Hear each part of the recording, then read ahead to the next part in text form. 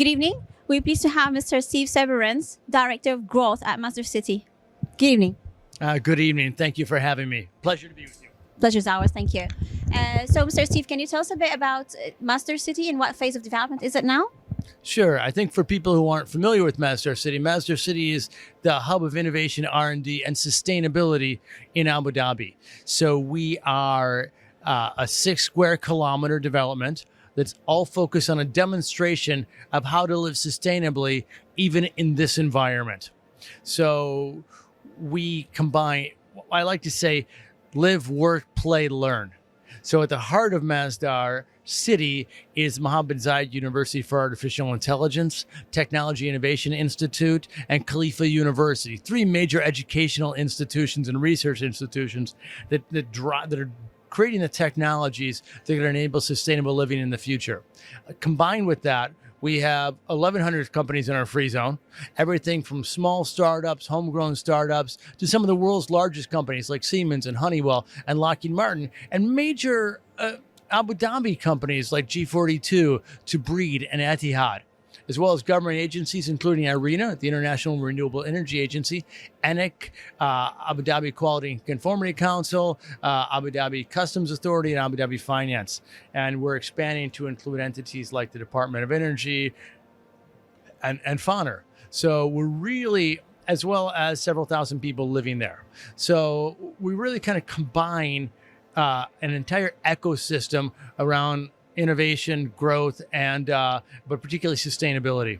And we're here, obviously, at Abu Dhabi Sustainability Week. And this for us is just a fantastic opportunity because it's where the world comes together.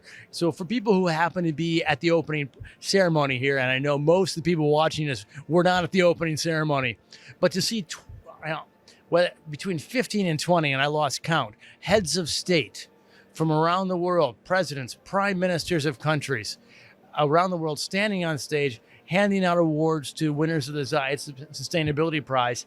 It's just the sea change in how the world looks at sustainability, and particularly how this region looks at sustainability. Since we founded Masdar in 2006, 16 years ago. So it's been a long conference. I've been at Masdar for 13 years, and I've seen that growth personally. It's been so exciting for me. But when we started, people said, well, you're an oil producing country. Why are you worried about sustainability? What do you mean buildings that use less energy? We have all the energy we want. Why would you be using less? Well, now you cannot do a major project in this region, let alone Abu Dhabi or this country, in this region without touting your sustainability credentials. Every major project.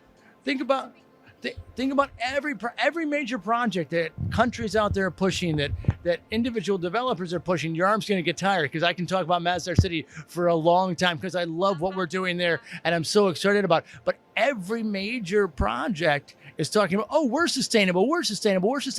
And for us, that is fantastic. That's an amazing proof of concept of what we've done at Masdar City, that you can develop sustainably, that you can do that economically, and that you can do that without sacrificing the quality of life. In fact, enhancing the quality of life for people who are living and working there. And that's why, honestly, we're 100% sold out of office space. If you come to me and say, Steve, I want your office at Masdar City, I got buildings that are coming up, but right now we're full, and that's amazing. That's why we're developing 3 major projects, each of them a fantastic project, making a big step forward in our sustainability agenda too. When we started with LEED Platinum buildings, the first LEED Platinum buildings in Abu Dhabi, the first commercial LEED Platinum buildings in the region. Then we moved on to a net zero prototype. And now we're producing at scale net zero buildings, 5,000 square meters, 10,000 square meters, both for living and working. And I think for us, that's very exciting to see the vision of Masdar City becoming a reality, but also to see the change, particularly in this region, but around the world. You know, we're having COP28 in the UAE next year. So exciting for us. It's really going to bring in a lot of people who want to get on board with the sustainability agenda. For people who may have not yet gotten on board in the sustainability agenda, and they want to come and they want to partner with Masdar. They want to be part of Masdar to help them do that.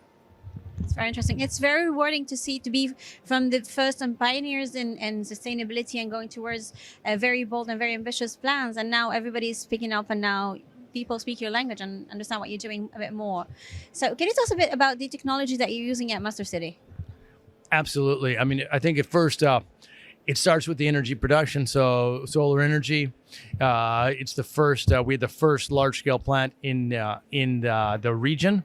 In 2009, we incorporated that, but we continue to test new solar technologies as well as storage technologies. We're doing a lot of that with our clean energy business unit, but also with our partner in Khalifa University. So when we do testing and deployment and development, we often bring in the universities for this too, because they really have that hardcore engineering and R&D that we can then commercialize and bring into our products. I think we're well known for our mobility technology, particularly with the PRT. So, and also electric vehicles. I would say if you want to come and test some autonomous transportation, driverless vehicles, come do it at Masdar City. We've all heard about it, but at Masdar City, we're actually showcasing this. So there was a time when you could go take a picture of a Tesla at Mall of Emirates. Like people were taking selfies at Mall of Emirates with Teslas. At Masdar City, you can come download an app and use car sharing. Take a Tesla out for 15 minutes. Take a Tesla out for half an hour. Much like there's car sharing around the world, we're the first people doing it with Tesla. Exactly. It's much more fun. It's a great car to drive, and it's much more fun than taking a selfie with it. But to actually be able to drive that and experience what electric transportation is like, because one area where honestly we're behind here in the UAE. But guess what? Globally, we're behind in implementing electric transportation. We've done an amazing job with reducing the price of renewable energy, with driving that renewable energy agenda. We need to take that same effort toward electric transportation here and globally. I think there's several reasons. The economics are just starting to really make sense at the individual level. The OEMs. I mean, honestly, for years, you had a choice of Tesla and not much else. Well, we also have Chevy Bolts here that we're using at Masdar City, and Tesla's an amazing product. But for most of its life, it's been a premium product. So it's not alone anymore in the market. You're seeing both premium products, and you're seeing a lot more entry-level products. But a lot of the OEMs don't view this region as the first place to bring their cars. They're trying to meet demand in Europe. They're trying to meet demand in China, in Japan, and some of the places that have been a little more aggressive in providing the regulatory framework.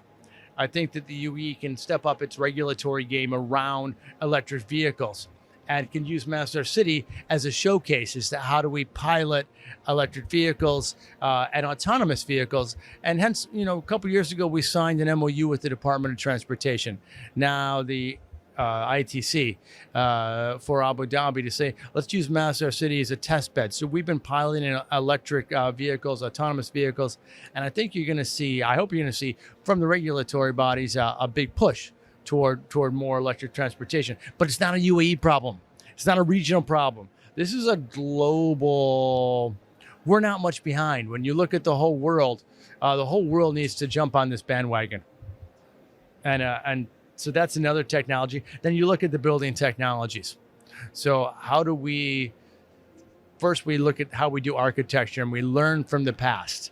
We learn from how people lived here before there was air conditioning, and we try and use as much passive technologies as possible. We shifted the whole city to catch prevailing winds, buildings that are close to each other, that shade each other. We use shading on the windows to keep the heat out of the buildings. But then we also add on very efficient mechanical, electric, and plumbing systems, the most efficient district cooling plants in the UAE. And then advanced building controls.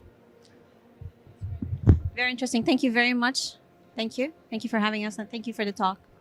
Thank you so much. It's a pleasure to be with you. Pleasure's ours. Thank you.